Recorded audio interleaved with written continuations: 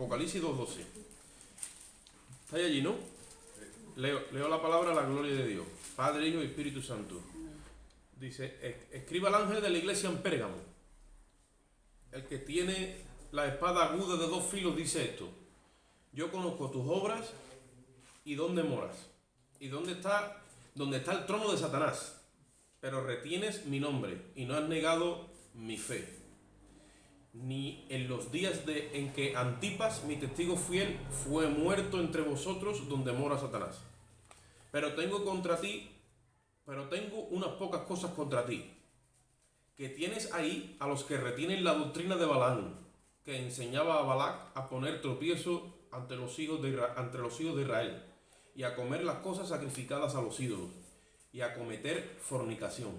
Y también tienes a los que retienen la doctrina de los nicolaitas, la cual yo aborrezco. Por tanto, arrepiéntete, pues si no, vendré a ti pronto y pelearé contra ellos con la espada de mi boca. El que tiene oído, oiga lo que el Espíritu dice a las iglesias. Al que venciere, le daré a comer del maná escondido, y le daré una piedrecita blanca, y en la piedrecita un nombre nuevo, un nombre escrito nuevo, el cual ninguno conoce sino aquel que lo recibe. Bendita es su palabra. Gloria a Dios. La iglesia de Pérgamo, en lo que es geográficamente hablando, estaba al norte de la iglesia de Esmirna, que es la que estuvimos viendo la semana pasada, ¿vale? Aproximadamente a unos 75 kilómetros al norte. Vimos Efesios, 55 kilómetros más arriba al norte estaba Esmirna, y ahora aproximadamente 75 kilómetros estaba Pérgamo.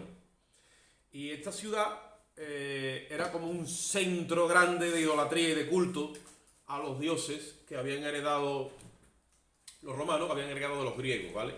La estatua Zeus, que era un dios del Olimpo griego que los romanos habían heredado, se idolatraba por muchas partes, pero la estatua más grande que tenían a Zeus era precisamente en Pérgamo. Una estatua de 300 metros de alta, que tiene una historia también envuelta, porque después la llevaron a otra parte y le quisieron quitar la cabeza y poner la cabeza de un emperador romano. Toda esa movida de idolatría había en aquel tiempo, y ahí Dios permitió que se levantase una iglesia cristiana en Pérgamo. Y digamos que idolátricamente hablando era un lugar muy poderoso, ¿vale? Donde se adoraba a Zeus y venían a peregrinar, digamos, de todas partes del mundo. En Esmirna, que estuvimos hablando la semana pasada, había una movida que cuando llegaban los días de la fiesta del emperador, se le obligaba a que todo el mundo tenía que darle culto al emperador de Roma en ese tiempo, ¿vale? Eso era en Esmirna. Pero eso pasaba una vez al año.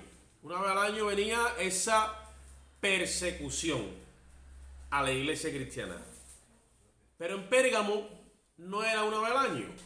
En Pérgamo era todo el año que los hermanos estaban perseguidos, porque se imponía por ley el culto al emperador y el culto a Zeus, ¿vale?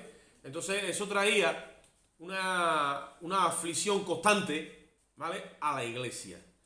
Nosotros los días de hoy, que estamos bajo un régimen, entre comillas, ¿vale?, pero un régimen democrático, todavía nos cuesta asimilar lo que es un estilo de vida como la tenían esta gente. Para asemejarnos a este tipo de vida que llevaban estos hermanos en la fe, tendríamos que entonces pensar en los países de régimen fuerte como es China, como es Corea del Norte, como son países comunistas donde no se permite el cristianismo, donde el cristianismo está prácticamente desahuciado, o países árabes donde además de que el cristianismo no está permitido, se enseñan en sus religiones a odiar al cristianismo y a los cristianos, ¿de acuerdo? Entonces nosotros, bajo el prisma en el que vivimos y nosotros bajo el estilo de vida que llevamos, nos cuesta entender y asimilar la vida de estos hermanos en la fe. Acordaros que el otro día estuvimos hablando de Policarpo, que Policarpo es el hombre que se cree que al que es el pastor o el ángel al que va dirigida esa epístola, porque fue un discípulo directo de Juan. Y a Policarpo lo obligaron, cuando llegaron las fiestas al César, a tirar un puñado de incienso al César, ofrecérselo, y él dijo que no. 86 años le había servido a Cristo, nunca Cristo le había hecho ningún mal. que como ahora lo iba a traicionar. Y prefirió morir en la hoguera. Ustedes saben eso, ¿no? Que lo estuvimos viendo. Policarpo murió en la hoguera, hermano. Y murió glorificando a Dios mientras que se quemaba. Yo no sé todavía cómo eso se puede hacer si yo o tú nos viéramos en ese momento. Pero hay algo que nosotros ignoramos, que está en nosotros, que es en el momento de la prueba. En el momento de la prueba sale de nosotros una fe que el enemigo no puede controlar. Y esa fe él la odia. Y no la quiere. Y la persiguió, en este tiempo la persiguió de tal manera con el martirio. En Esmirna se vivió el martirio. Usted sabe que la palabra Esmirna, estuve hablando que era mirra, que es esa como resina que sacaban de este árbol, que de la segunda a la tercera capa, que cuando eso desprendía un olor, dice que era impresionante, porque se usaba para las especias aromáticas, para los perfumes, incluso el mismo aceite de la unción que llevaba el sumo sacerdote de Jerusalén, o sea, de lo que es el pueblo de Dios y todo lo que era la movida del sumo sacerdocio. Aarón y sus descendientes eran los únicos capacitados para llevar esa colonia, ese perfume. Se le llamaba el aceite de la unción, ¿vale? Cuando a Aarón le echaban ese perfume,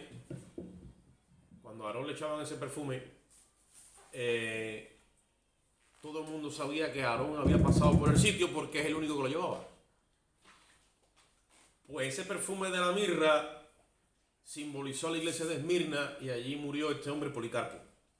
Ahora en Pérgamo tenemos la misma movida, pero es más fuerte aún, porque dice la Biblia que allí tenía Satanás su trono establecido. Lo hemos leído, ¿no? Suena fuerte, ¿verdad? Sí, pues allí. Geográficamente, hoy vamos a ver que ya la han trasladado a otro sitio, pero geográficamente donde él tenía el centro de operaciones, porque es el trono, de donde se reina, de donde se gobierna, donde se opera, allí Satanás tenía su lugar de operaciones, en Pérgamo, ¿vale? Y allí había una pequeña iglesia. Y esta iglesia estaba resistiendo al enemigo. Y cuando Jesús le escribe, evidentemente como todas las epístolas, escribe al ángel de la iglesia en Pérgamo y le dice: el que tiene la espada aguda de dos filos dice esto. Porque Jesús se define como el que tiene la espada aguda de dos filos. Porque cuando la iglesia se desvía, o cuando la iglesia empieza a desviarse, lo que hace que la iglesia se vuelva a tornar al propósito de Dios y a la visión y al mensaje y hacia donde Dios la quiere llevar es la palabra de Dios. La palabra de Dios tiene dos filos, dice la Biblia, es más cortante que toda espada de ¿qué?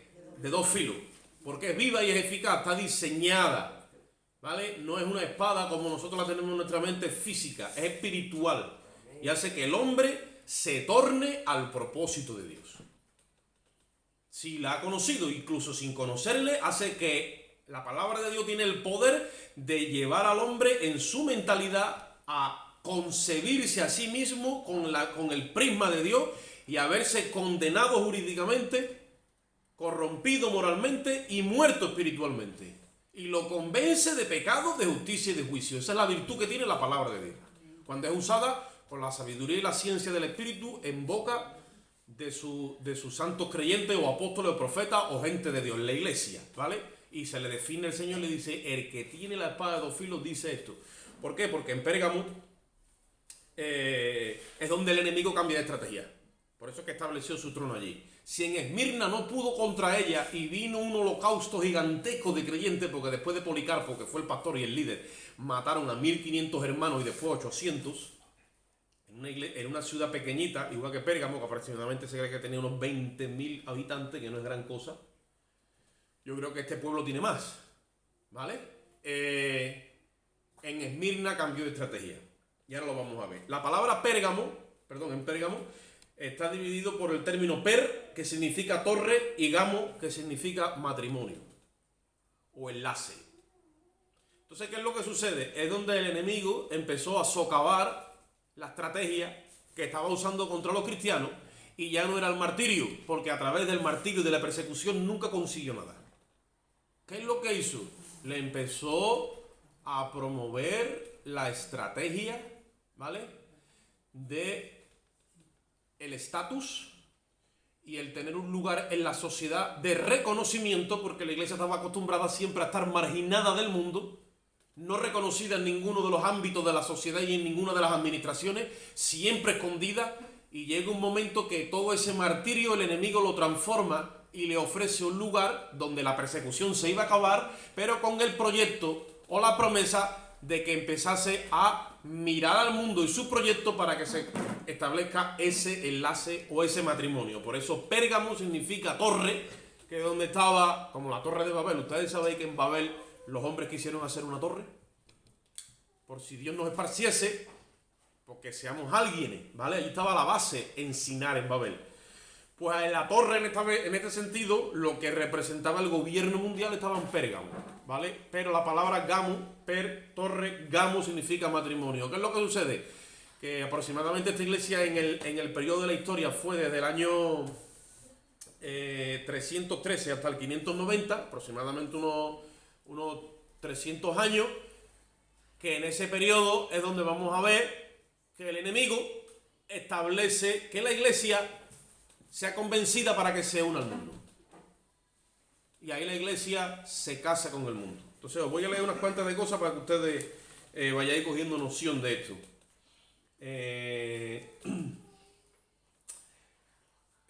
La iglesia y el mensaje a la misma representa el periodo de tiempo en la historia de la iglesia cuando está favorecida por el Imperio Romano, ¿vale?, se casó con el Estado y con el mundo.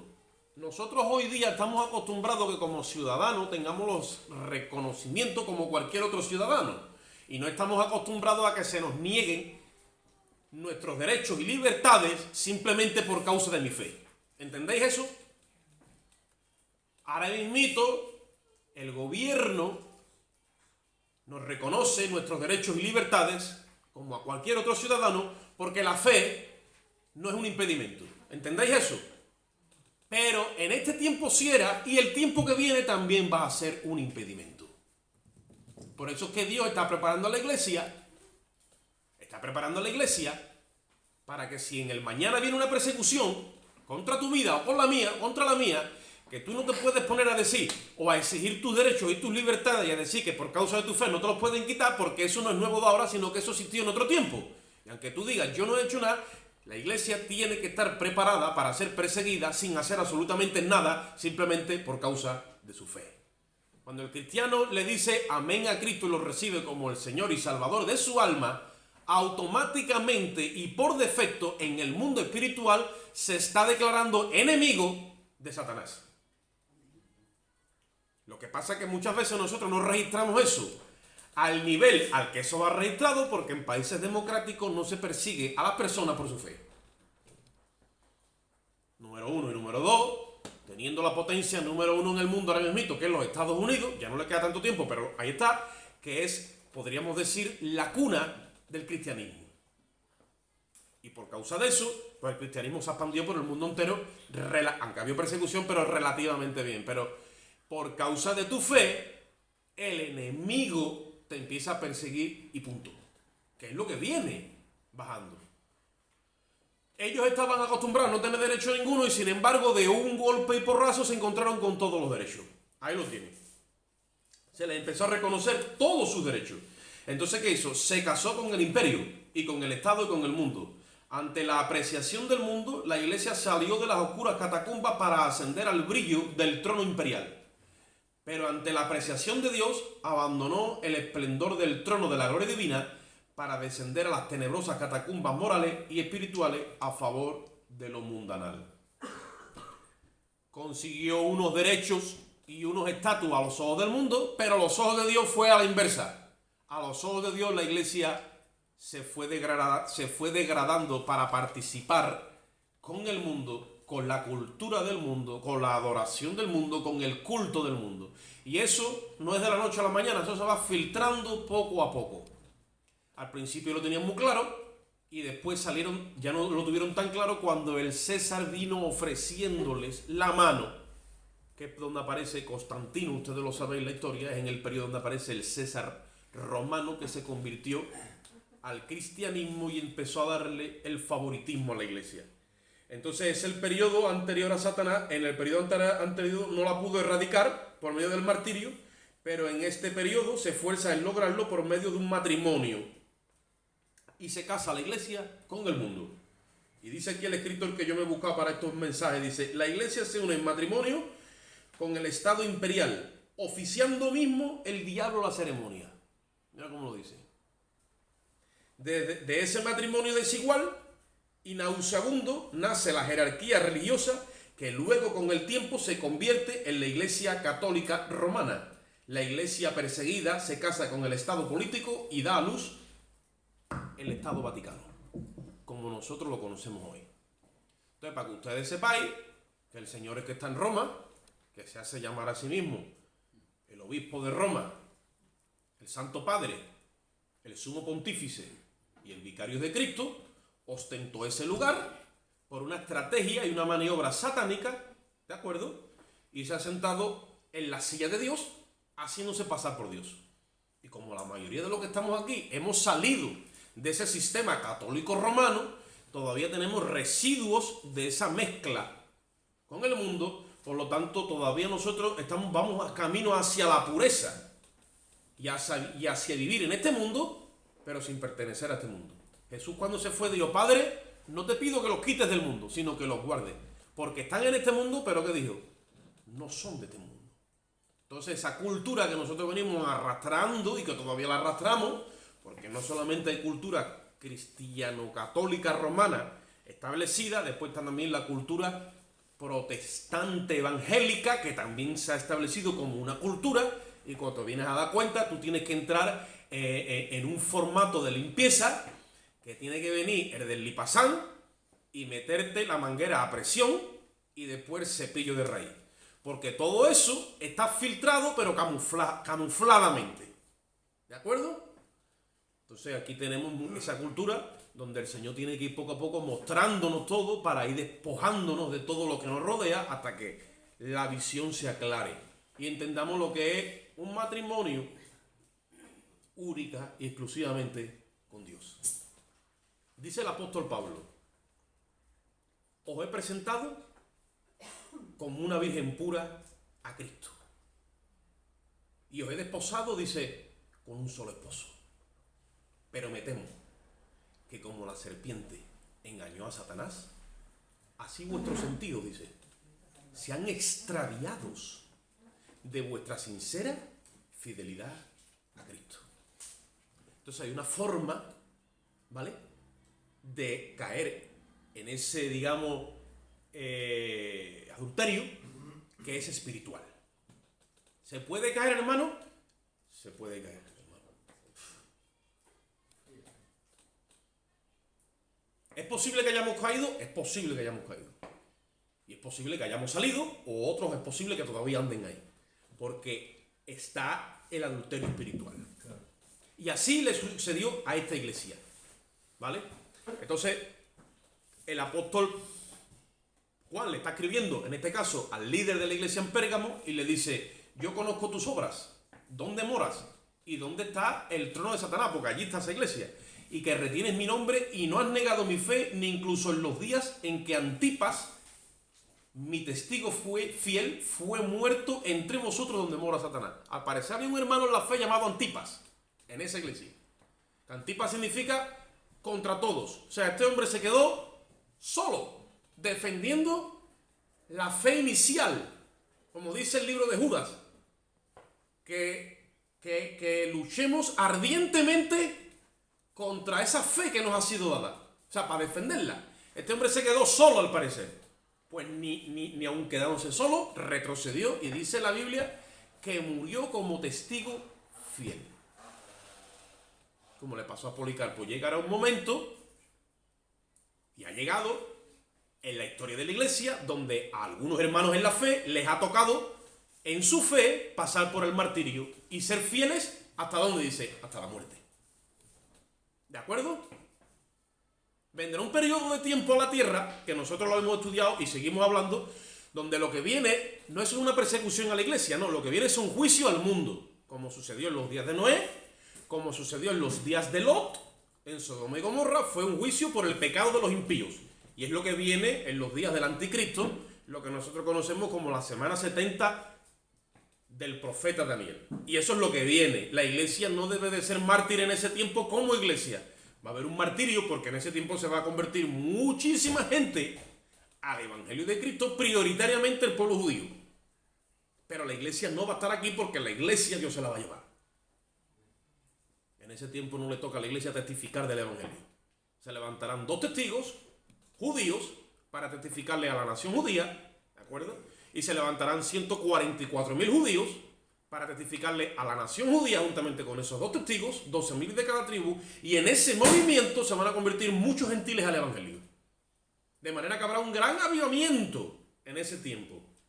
Pero es un avivamiento que pagan todos como mártires de Cristo. El precio es la muerte. Pero eso le va a tocar a eso. Ahora, la iglesia que está en este tiempo, Dios la está preparando para llevársela. Porque la iglesia no está puesta para ira. Ni está puesta para juicio. La iglesia está puesta para alumbrar y para mostrar las cosas que han de venir. Y para mostrarle el amor de Cristo al mundo a través del sacrificio del Calvario, que es lo que estamos haciendo ahora. Este hombre fue fiel, se quedó solo, dice la Biblia que fue fiel hasta el final, y se llamaba Antipa, dice que fue un testigo fiel hasta la muerte, tipo de Policarpo, pero fue en Pérgamo. Se opuso a que la iglesia hiciera pacto con el Estado.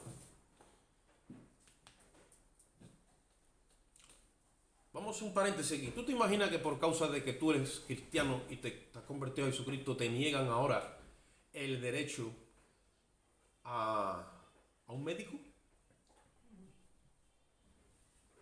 ¿O te niegan el derecho a trabajar?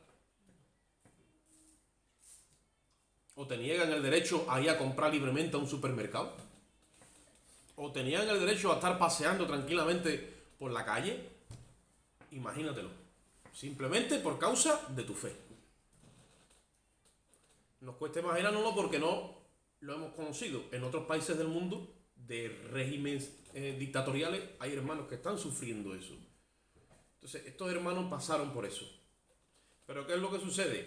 Que con todo este periodo, la iglesia entró por ahí porque la iglesia se empezó a cansar de estar siempre perseguida, de estar siempre sola. Y yo sé que muchas veces los hermanos, cuando la fe se debilita, uno se cansa de estar viviendo una vida, digamos, cristiana en su orden y empieza a soltar amarras, donde empieza a entrelazarse un poco más con la familia, con los amigos, con los vecinos, con los compañeros de trabajo, con el mundo en sí. Se te empieza a meter todo eso, empiezas a participar de otras cosas y estas cosas al final empiezan a negar la fe hasta que la ahogan. Y llega un momento que la fe pierde todo sentido en la vida del cristiano. Y os voy a decir más. Nosotros hoy estamos aquí en el local de nuestra hermana. Esto es un aula donde la hemos consagrado en este momento para darle nuestro culto al Señor. Pero os digo una cosa, esto que nosotros estamos haciendo aquí hoy solamente define la intención de nuestro corazón.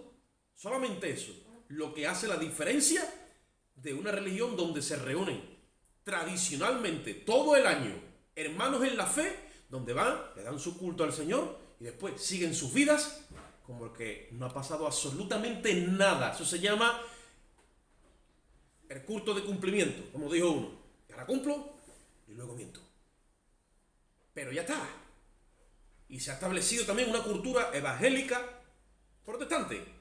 Pero no hay una separación real del mundo, ni con un compromiso con Dios, ni con una responsabilidad, ni con una moral de alta definición a los ojos de Dios en santidad, ni con nada de lo que ustedes saben que tiene que haber en la vida de un cristiano. El otro día yo hablaba con un hermano en la fe y yo le decía, pero es que vamos a ver la vida de un cristiano.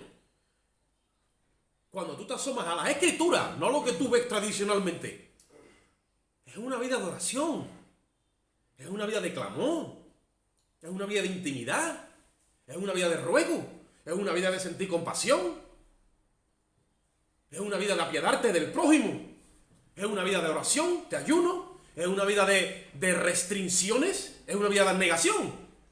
Y cuando me escucha dice, claro, el resoplío ese le sale de lo más profundo de su carne porque dice, me acabas de matar la carne. Digo, es que el lugar de la carne es la cruz.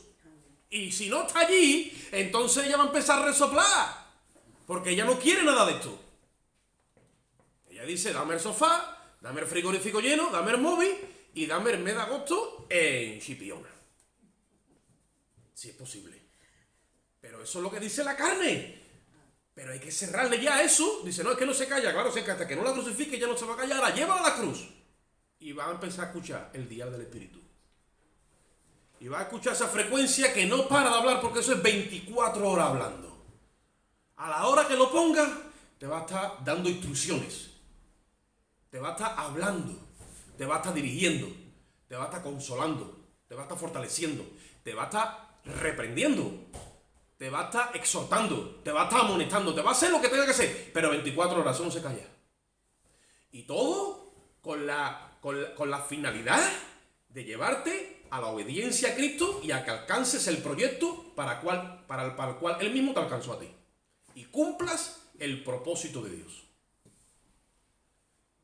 Gloria a Dios. Entonces, ¿qué es lo que pasa?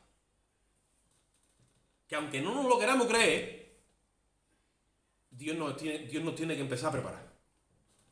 Y ha venido como una especie de aflicción también a la congregación, no un hermano ni dos, sino un grupo ya, porque es Dios metiéndole mano a una congregación como grupo, sea pequeño o sea grande. Pero Dios está considerando esta congregación delante de sus ojos.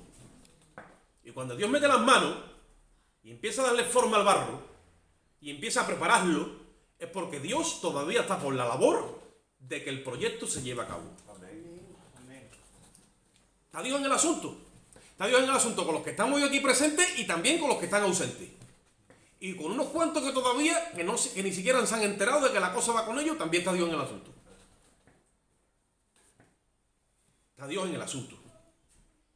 Toda esta iglesia se durmió, como se suele decir, en los laureles. Y se casó con el Estado. De ahí nosotros conocemos lo que conocemos hoy día.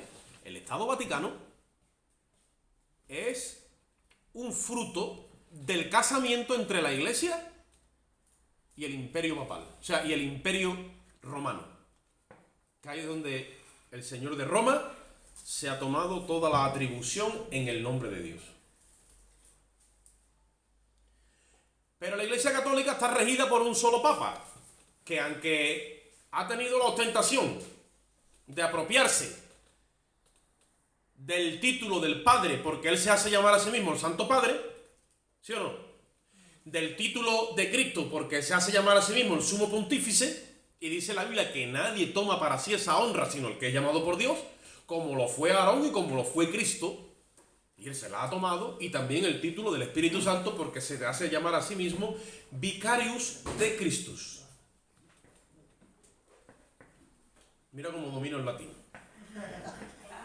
Vicarius de Christus. ¿Vale? Pero claro, la iglesia romana está centralizada y tiene su sede en el Vaticano. El problema de la iglesia protestante evangélica, que al no estar centralizado hay miles de congregaciones, hay miles de papas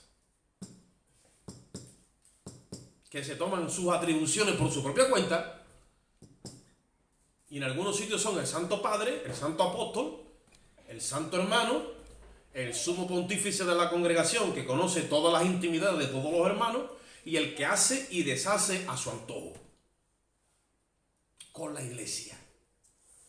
Y ese engaño es el mismo que sufrió Roma, pero en el protestantismo. Jesucristo dijo, no le deis lo santo a los perros. ¿Hola?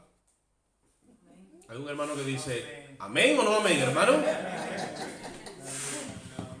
No le deis lo santo. Si yo pido 50 euros, bueno, me lo puedo. Pero los santos no. Jesucristo, cuando habló de los perros, no se estaba refiriendo a los de dos patas. ¿Verdad que no? A los de 4, perdón. Sino a los de 2. Y después viene el apóstol Pablo y nos aclara quién son los perros. Ni tampoco sois vuestras perlas, ¿a quién dijo? Entonces, ¿qué es lo que sucede? Que hay doctrinas, como también pasó en esta iglesia, que es la doctrina de Balaán y la enseñanza de los nicolaitas, que se metió en este tiempo. ¿Quién era Balaán? Balaán era un profeta pagano, pero profetizó o quiso profetizar al pueblo de Israel. ¿Sabéis eso? Porque un hombre que era el rey de Moab se llamaba Balac y fue en busca de Balaam y dijo: mira, este pueblo de Israel que viene arrasando con todo, Dios está con ellos. O sea, esto es terrible. Le metió el miedo a todas las naciones del alrededor y dice: por favor, profetízame en contra de ellos, porque cuando lleguen a Moab me van a hacer a mí triza todo esto. Y Balaam, que era un hombre que le gustaba, bueno, si me ofrecieres esto, si me ofrecieres lo otro, para allá, para acá, enredándolo, ¿vale? Y cuando vino el momento de profetizar, un profeta pagano fue a profetizar y dijo: he recibido orden de bendecir y no puedo maldecir. ¿Para qué? Para que ustedes veáis hasta donde Dios tiene la protección sobre todos y cada uno de nosotros, por causa de Cristo y de su sangre. Que ni los brujos, ni los hechiceros, ni toda esa banda que anda por ahí, sabiendo lo que saben, como tú estés firme en la fe, no hay agüero, ni hay demonio, ni hay infierno que se pueda levantar contra ti, que eres la iglesia de Cristo. Y él, sabiendo eso, dijo: he recibido orden de bendecir y no puedo maldecir. Mas sin embargo, como quería y estaba empecinado en lo suyo, ¿qué es lo que hizo? Como conocía al Dios de Israel, empezó a enseñar que los hijos de Israel se rebujaran con las hijas de Moab y los enseñó a entrelazarse en yugo desigual. Y te voy a decir una cosa: tú puedes ser todo lo débil que tú quieras. Como tú te vayas delante de la presencia de Dios y le digas: Dios mío, aquí estoy con todas mis debilidades y todos mis problemas. Y tú te abres delante del Señor y le dices: pero yo he creído en ti, dame la fuerza que me tenga que dar, yo no voy a negar tu nombre. Y yo te digo a ti que Dios está contigo como poderoso gigante. Ahora, en el momento que tú eres seducido por Satanás o por lo que tú quieras, por tus debilidades, por tus pasiones, y tú empiezas a practicar esas cosas que a Dios no le agradan, con todo el poder que tiene la protección de Dios sobre tu vida, tú te sales de la protección por causa del pecado y empiezas, para que me entienda, le empezamos a abrir vacíos legales al enemigo, donde ya el enemigo no tiene que ir por ti directamente, sino que indirectamente tiene acceso a tu vida. Porque se abren esas brechas que se le puede llamar a esta hora vacíos legales. Y esta gente empezaron a casarse con las hijas de Moab. Y empezaron a fornicar con ellas. Al punto que cayó un juicio sobre el pueblo. Y murieron 23.000 israelitas. Eso está escrito en el capítulo 10 de 1 de Corintios, que Pablo lo cita. Y fue todo por la insinuación de Balaam. Fornicar fuera del orden de Dios. Todo lo que tiene que ver con la ley santa de Dios, que nosotros estemos fuera de ese orden, ¿vale? Le estamos abriendo brecha al enemigo. Y dice: y a participar y a comer de las cosas santificadas a los ídolos. Y hoy día vivimos en tiempos, hermano, donde hay tantas cosas que han sido sacrificadas y presentadas a los ídolos que nosotros no lo sabemos. ¿Ustedes saben eso? Hay muchos hermanos de la fe que dicen: no, esto que ha sido presentado a los ídolos, yo esto no lo como.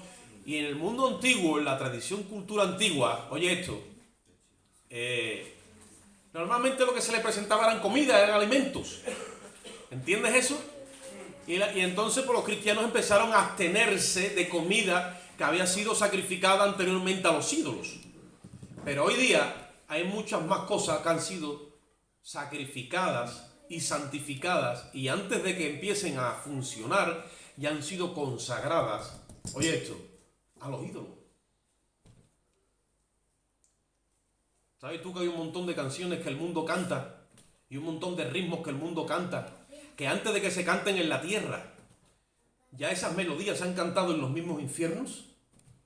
Y allí ha habido un culto de presentación y de santificación a los ídolos, que son los demonios. Porque ustedes tienen que saber que detrás de cada ídolo hay un demonio. Por eso dice el apóstol Pablo: yo no quiero que ustedes participéis de la mesa de Dios y de los demonios, porque detrás de cada ídolo hay un demonio. Y en aquel tiempo era más fácil de detectar, pero hoy día hay tanto que ha sido envuelto en las tinieblas y ha sido preparado en lo oculto que nosotros muchas veces, por falta de discernimiento, no sabemos. Hay música, hay deportes, hay aficiones, todo, muchas cosas vienen del mismo infierno y nosotros a lo mejor ni siquiera las sabemos y estamos participando. Hace falta discernimiento en el espíritu. Por eso es que algunos hermanos dicen, hermano, no siento paz con esto. Hay algo que no puedo, pero incluso con la misma ropa, infinidad de cosas, porque el enemigo ya está dando un ataque total. Yo he llegado a ponerme una ropa, me la he probado y tal como me la he probado he dicho, no. ¿Y qué te pasa? No sé, es como que hay algo en mí y el espíritu me dice que no, y otra vez que sí, y una guerra por dentro, no sé qué es lo que pasaba, pero esa camiseta o esa ropa o esa cosa, que no me la pongo. Y es que hay cosas que ni siquiera vamos a entender específicamente una explicación, a no ser que estemos más metidos con Dios, pero el espíritu la rechaza, porque sabe de dónde viene eso. Dice, ¿dónde viene? Dice, eso ha sido consagrar a los ídolos. Os digo que sí. ¿Sabéis una cosita que ha sido consagrada a los ídolos? Antes de que aparezca aquí. Esto. En su día era la tecnología, la revolución. Pero cuando le han metido el internet, olvídate. Ya ha sido consagrado. Y los nombres que traen son nombres muchas veces de ellos mismos. Y nosotros ni siquiera sabemos lo que está pasando ahí. Entonces, ¿qué hace falta en esta hora? Discernimiento de espíritu. Discernimiento de espíritu. Porque el mundo, mira, el mundo como quiera que sea, el mundo es el mundo. El mundo no tiene luces, no tiene el espíritu, no tiene sabiduría, no tiene ciencia, no tiene nada. De manera que el apóstol Pablo dice, ya que el mundo no conoció a Dios en su sabiduría, a Dios le ha placido salvar a los creyentes por la locura o la necedad de la predicación. Porque el mundo no tiene capacidad ninguna. Pero la iglesia, tú, yo, más hermanos, tenemos el Espíritu Santo de Dios. Ese está capacitado para hablarte en cada momento y en cada instante y alertarte de todo aquello que te rodea y mostrarte lo que hay. Para que tú, en tu obediencia, empieces en esta hora a avanzar y a resistir como este tal Antipas y Dios empiece poco a poco a consagrar nuestras vidas al punto de que no participemos de nada de lo que ha sido consagrado a los ídolos, como dice la palabra de Dios, por causa de la doctrina de Balaam. ¿Por qué dice la Biblia que fue por causa de la doctrina de Balaam? Mire, hermano, te lo voy a decir. Porque Balaam era un hombre que codiciaba el dinero. Y punto. Y hoy por dinero la gente se vende y hace lo que tú menos te esperas. Raíz de todos los males, dice la Biblia, es el amor al dinero. Por dinero se hace una guerra y por dinero se para una guerra. ¿Sabéis por qué los alimentos hoy día tienen tantas propiedades cancerígenas y cosas que no tienen que estar ahí? Por dinero. ¿Sabéis por qué los medicamentos de la farmacia tienen tantas cosas que son malas? Porque te arregla una y te avería 20. Te lo digo por qué. Por dinero. Porque los laboratorios pagan las multas y las indemnizaciones y los vuelven a meter en el mercado. Y sanidad y consumo se vende por dinero. Y la política por dinero. Y traen doctrinas inmorales por dinero. Y todo eso por dinero. Y lo han consagrado todos los ídolos por dinero, como Balaam. Hace como 3 meses atrás me levanté en la oración y me dijo el Señor, no te creas a partir de ahora nada de lo que oigas y veas, simplemente lo que yo te diga y lo que yo te muestre. No eches cuenta de más nada, no te desvíes ni a la derecha ni a la izquierda. Mira hacia la cruz que yo te voy a mostrar todo. Pasa que muchas veces, usted sabe, ¿no? El dial, hay que, como aquellos transistores antiguos que uno tenía que moverse hasta que, claro, ahí.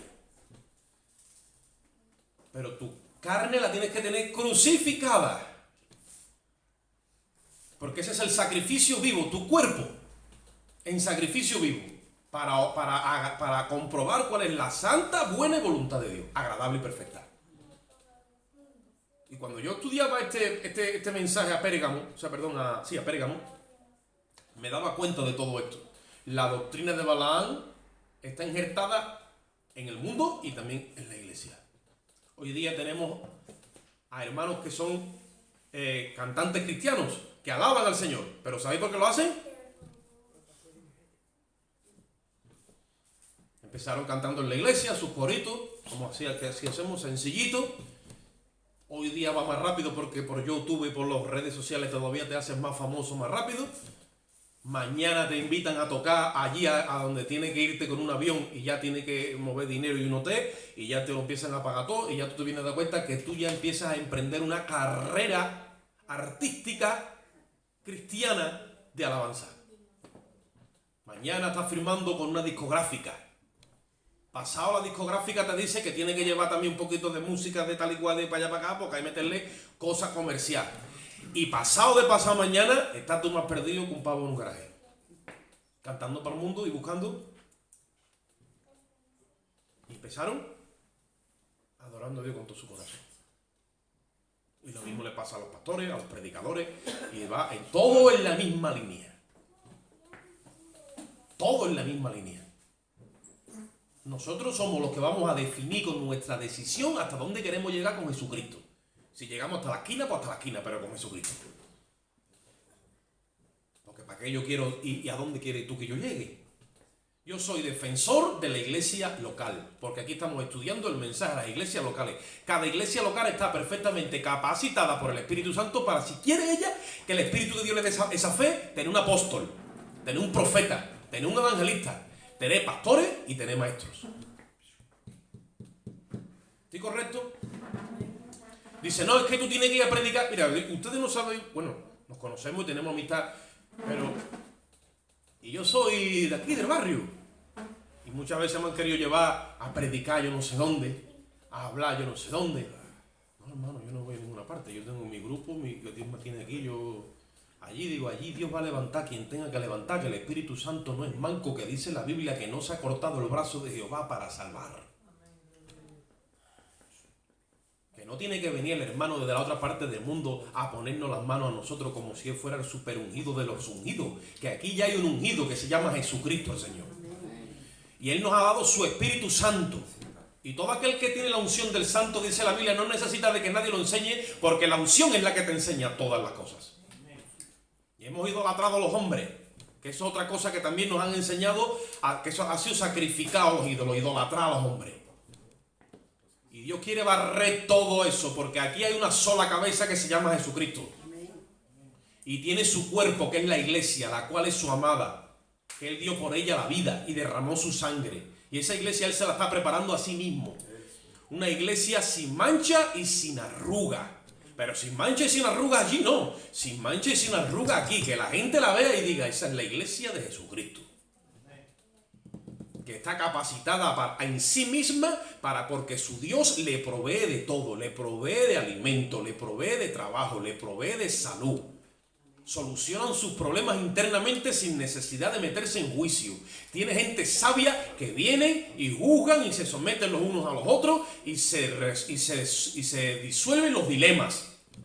Soportan los agravios, son gente que perdona, son gente que ama, son gente que olvida, son gente extraordinaria porque viven en otro nivel, en una justicia superior. Esa es la iglesia de Cristo sin mancha y sin arruga. Esa es la que Dios está preparando y esa es la que va a salir volando para el cielo.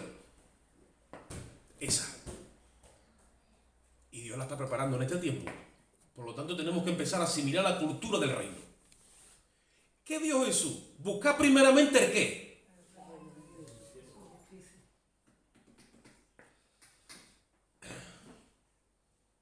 ¿Y cuántos hermanos hay que se levantan por la mañana y todavía no tienen los ojos y ya están buscando el móvil? Busca primeramente el reino y su justicia. El reino tiene un rey y tiene una cultura. Ese es Cristo. Eso es lo que hay que establecer primeramente. Dice, y bueno, hermano, que hay que trabajar, que hay que limpiar, que hay que hacer, sí, todo eso hay que hacerlo. Dice, pero eso viene por añadidura. Dios te va a todo eso, pero como un añadido. Como un añadido. Y nuestra mente todavía, incluso a esas verdades básicas y primarias, todavía le cuesta someterse. Por falta de confianza en Él. Jesús dijo, mira las aves del cielo. ¿Estoy correcto, no?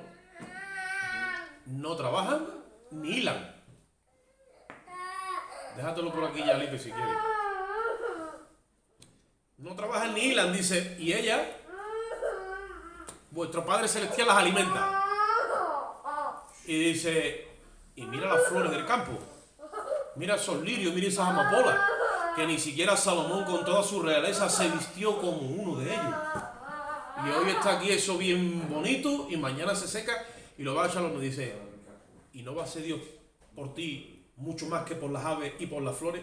Hombre de poca fe, te dice. Entonces tenemos que volver a estas verdades básicas y tenemos que volver a los cimientos, que el enemigo los quiere volver arenosos, y tener claro verdaderamente quién es Cristo, ¿de acuerdo?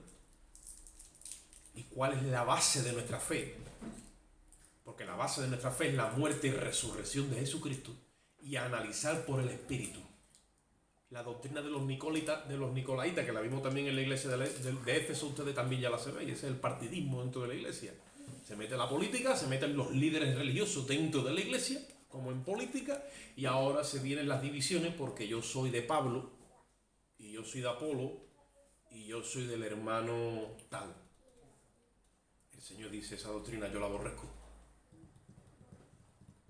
porque no estáis mirando a la cabeza. Entonces mira lo que dice. Dice, por tanto, arrepiéntete. Oye, la única iglesia a la que no la manda el arrepentimiento, que ya lo vimos la semana pasada, a Esmirna y a Filadelfia, 2, pero de las otras 5, a todas le dice, arrepiéntete. Le está hablando al pastor o al líder y le dice, arrepiéntete.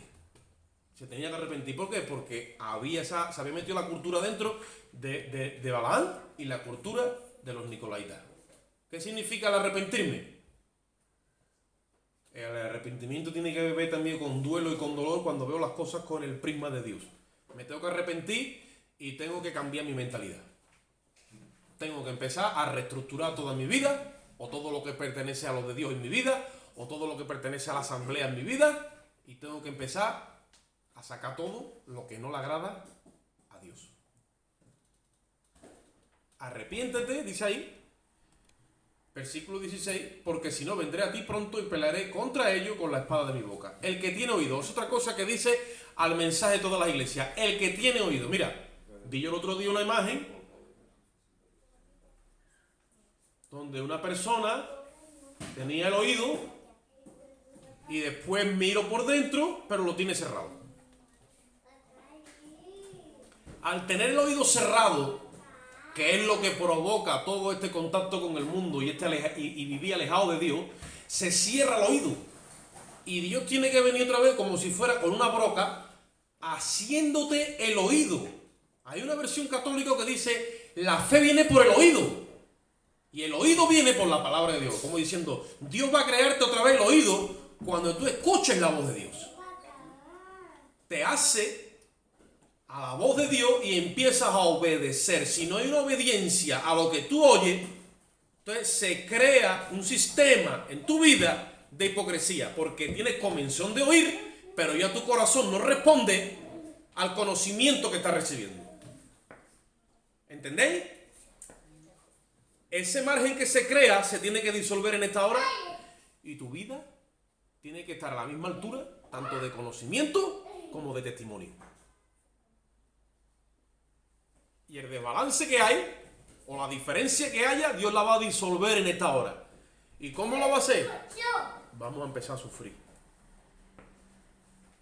Pero no porque Dios quiera, es un diseño de Dios, porque va a sacar todo el aire y toda la mentira y toda la hipocresía y toda la falsedad de nosotros va a salir, y se va a quedar la vasija maciza, todo espíritu. No puede haber nada de la carne. Jesucristo, cuando venga por su iglesia, no se va a llevar nada de la carne que haya en nosotros. Nada de la carne. Nada. Nada de la carne. Las manifestaciones de las obras de la carne están escritas en Gálatas, y el fruto del Espíritu está escrito en Gálatas también, capítulo 5. Nada de lo que le pertenece a la carne, Dios viene a llevárselo en su iglesia. Nosotros en esta hora tenemos que empezar a poner nuestra vida en esa parrilla que es la cruz. ¿Para qué? Para que nuestra vida sea olor grato a Dios. Y no es fácil, ¿eh? No va a ser fácil. Pero si no estamos corriendo para el lugar santísimo, mira cómo yo lo puse aquí, y ya con esto lo vamos a dejar.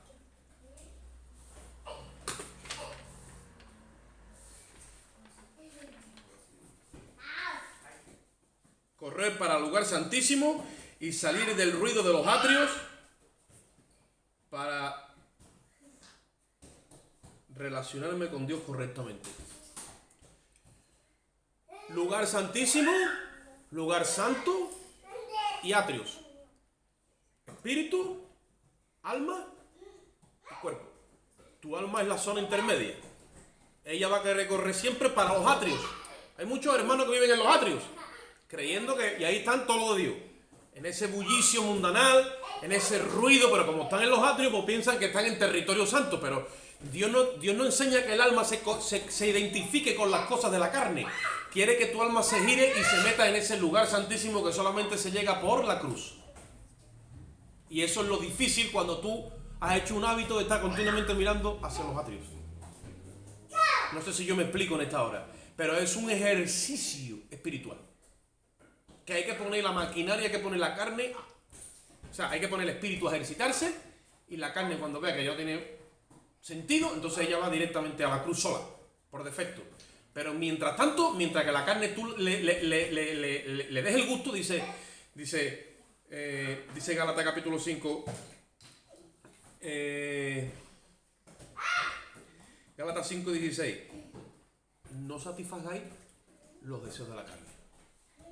¿Está en nosotros satisfacerlo o está en nosotros no satisfacerlo? Cuando corremos para el lugar santísimo, ahí es donde empezamos a darnos cuenta de lo que es la vida del Espíritu, que está escondida. Por eso aquí dice, al que venciere, yo le voy a dar de comer de maná, oye esto, que ya acabo, escondido. ¿Tú sabes que hay un maná que está escondido? No está visible, está escondido. ¿Dónde? En el lugar santísimo, en la intimidad. Le digo el otro día a mi señora, Jesús cuando enseñó sus enseñanzas estaban sujetas a la ordenanza y a la ceremonia de la Torá. Y él decía que cuando tú orases, ¿dónde dice que te fuera? A tu aposento. Y que orases en la intimidad de tu aposento a tu Padre en lo secreto. Y tu Padre te recompensaría en público. Cuando Jesús viene y acaba su enseñanza, da su vida en el Calvario, muere, resucita, desciende a los infiernos, sube al cielo y vuelve a descender en el Espíritu, porque todo ese proceso hay que tenerlo siempre presente. Ahora ya ese mecanismo de servicio a Dios no tiene por qué ser literalmente así, que tú físicamente te metes en un cuarto a buscar a Dios. Pero como tú no hayas pasado por la enseñanza física de llevar tu carne a un cuarto, en un periodo del día, después cuando la quieres llevar en el Espíritu, no va. Porque hay una enseñanza primaria y hay otra enseñanza secundaria. Y si tú has disciplinado tu carne y ella sabe que tiene que tener una disciplina en su vida cristiana, ya sí que entonces tú puedes relacionarte en tu espíritu mismo con Dios sin necesidad de estar metido en un cuarto. Pero son muchos los que dicen, no, yo oro a Dios, hermano, todos los días para Dios, yo oro a Dios, yo ya he escuchado historias de toda clase, de todos colores. Pero resulta que esa vida no tiene intimidad con Dios, porque viene de saltarse los pasos. Ahora, cuando tú disciplinas tu carne, entonces Dios sí que honra esa fe, porque has venido caminando así. Le has echado tiempo a la oración, le has echado tiempo a la lectura bíblica, le has echado tiempo al estudio, a la intimidad con Dios. Ustedes saben que los días de hoy son los días más difíciles de tener quietud e intimidad. Sacaron 4 aspectos los reformadores, ¿vale? Voy otra vez con el latín. Decían oratio, letio, meditatio y contemplatio. ¿Te das cuenta, no? ¿Cómo domino? Oración, lectura, meditación y contemplación. Eso el enemigo se le ha robado a la iglesia.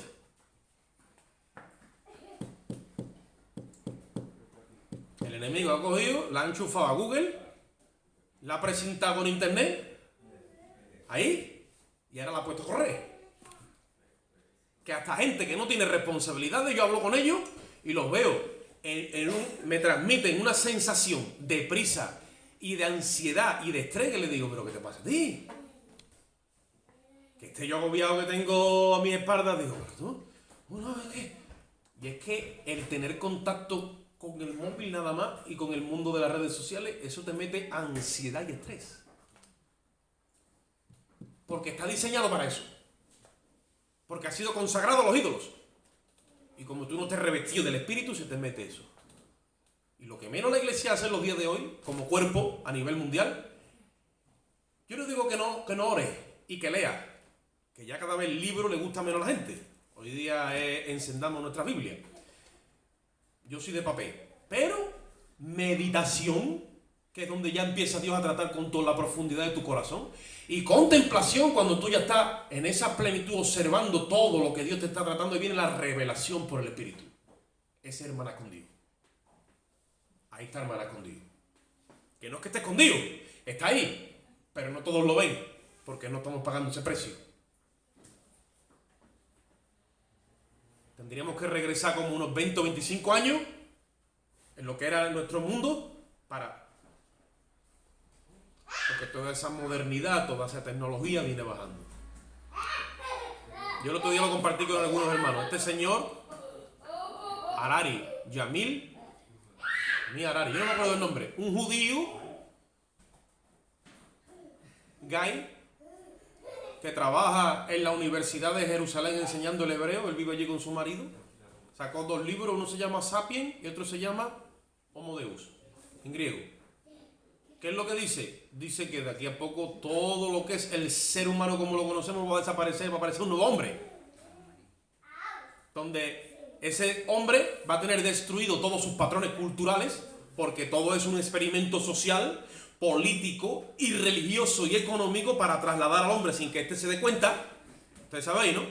Aquí mientras que tengamos la Champions, la cervecita y la peña, no nos vamos a dar cuenta de nada, pero nos están llevando al punto de borrar los géneros. Por eso estamos en un formato transgénero, donde el hombre y la mujer ya no son, los padres y los hijos tampoco. Borrar todas esas líneas dentro de la familia para llevarlo al transhumanismo, donde va a haber un ser que va a ser un solo ser deidificado. Por eso dice Homo Deus, el hombre Dios, y se va a levantar en ese patrón que va a establecer el anticristo como una matriz, porque él se levantará dentro de los muertos con esa tecnología injertada, donde va a tener vida eterna e inmortalidad y la ciencia de Google injertada en su propio cuerpo. Y eso es a lo que vamos. Y no hay quien lo detenga. Ni el mismo Dios va a detener eso, porque eso es profecía bíblica, sino que Dios va a sacar a la iglesia del medio. Ahora, todo eso ya está planificado y están llevando a la sociedad a ese nivel. La iglesia va en ese transcurso hasta que en un momento dado salga de aquí. Y Dios se la lleva. ¿Qué iglesia? La que se opone a todo esto. La que se opone. Y yo te voy a decir otra cosa para que lo sepa. No hay un maestro ni todo de la escritura. Hay montones de maestros que se han amontonado en este tiempo, que están enseñando la palabra conforme a su concupiscencia. Y han apartado el oído de la verdad y la han vuelto a la fábula. Y mucho la revelación que tienen es el mismo Google, escuchando a otros. Pero ellos mismos no han escuchado todavía la voz del Espíritu. No la han escuchado porque no la conocen. Jesucristo dijo: mis ovejas me siguen y conocen mi voz, y yo las llamo por su nombre. Pero el que no conoce la voz del Espíritu no puede seguir al Espíritu. Sigue la voz de otros predicadores y otras revelaciones que tienen otros por el mismo internet. Y dice la Biblia: no os hagáis maestros muchos de vosotros, sabiendo que acarrearíais mayor condenación. Entonces, el que venciere, yo le daré del maná escondido, dice, y le daré una piedrecita blanca y su nombre escrito en él, el cual nadie conoce. Porque Dios te pone nombre en esa nueva creación y eso no lo conoce nadie nada más que tú. Esa es la herencia que vamos a recibir. Y os voy a dejar con esto.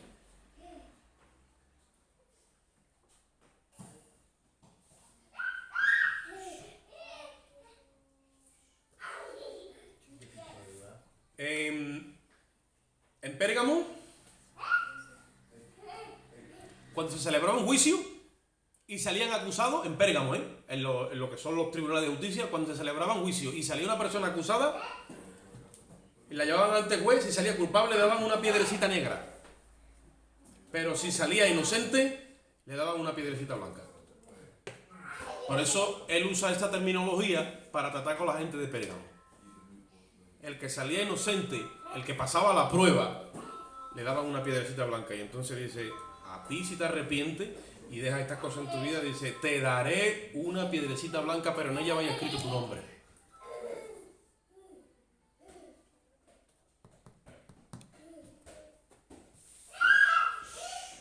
Yo el otro día hablaba con una persona, no sé qué era mi con, no sé, no me acuerdo, pero le decía esto, digo, mira, yo ya no tengo tiempo para todas las cosas estas que tú me dices, y yo lo veo bien, tú allá con tu vida. Digo, pero yo tengo una cita y he sido invitado a una fiesta. Es en una parte del universo, no te la puedo describir geográficamente. Digo, pero a esa fiesta yo no voy a faltar.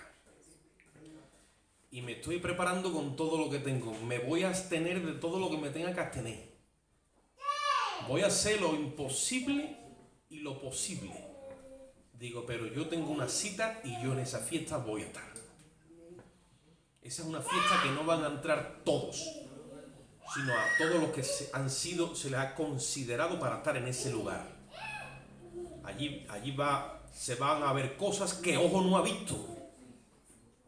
Y se van a hablar cosas que oído todavía no ha escuchado. Ni siquiera han podido subir a la imaginación de ningún hombre. Y yo tengo que estar allí, le he dicho. Así que yo no me estoy perdiendo absolutamente nada, porque lo mejor está por venir. Así que como dice el apóstol Pablo, absteneos de toda especie de mal y corramos la carrera. Los que corren en el estadio, de todos se abstienen. Ellos para conseguir una corona corruptible, nosotros una incorruptible. Dice, corred de tal manera que la obtengáis. Padre, te damos gracias en esta bendita mañana por tu infinito amor y tu misericordia. Te damos a ti la gloria y la honra, Padre. Yo pongo delante de ti, Dios mío, esta palabra para que tú la unjas, tú bendigas, Dios mío, a cada oyente, tú bendigas a tu iglesia, Señor, tú bendigas a tus niños, Dios amado, y tú nos prepares en esta hora, Dios mío, para correr la carrera final, Dios mío. Te damos a ti la gloria y la honra, Señor. Ahora salimos de este lugar, pero no de tu presencia. Tú moras y vives con nosotros, nosotros moramos y vivimos en ti. Salimos en tu amor, Padre, en la gracia de Cristo y la comunión y la dirección de tu Espíritu Santo. Y el pueblo dice, amén. Y el pueblo dice, amén. Gloria a Dios.